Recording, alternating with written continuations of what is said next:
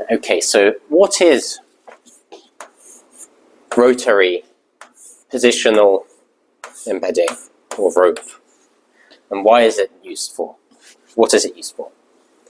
Well, imagine you have a bunch of words.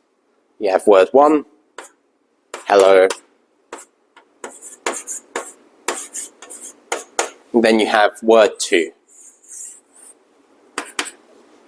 world. If we interchange the meaning, if we interchange the order, then we won't get the same word, the same phrase. So world, hello, does not equal hello world, or at least in a programmer's heart.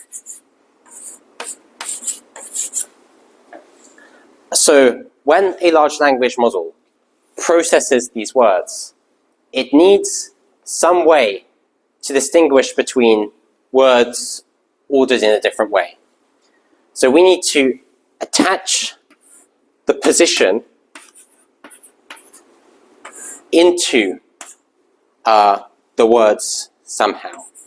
And that's called positional embedding. Okay, so how can we encode these positions into these words?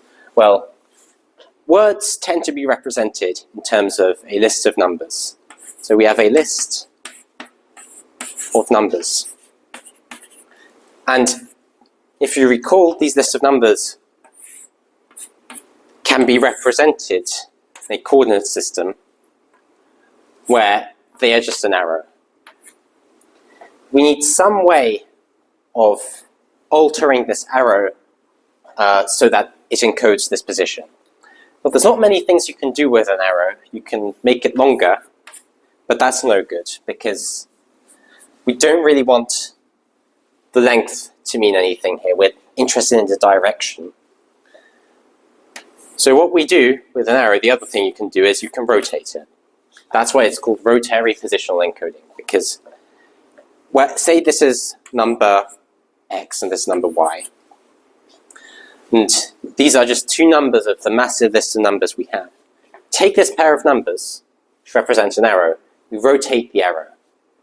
And the more we rotate it, we assume the further away it is from the beginning of the sentence. So this would be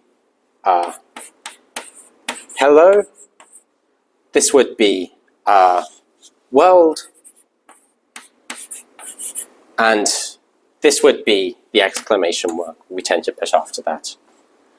And this way we can encode a position using a rotation into the list of numbers that represents a word.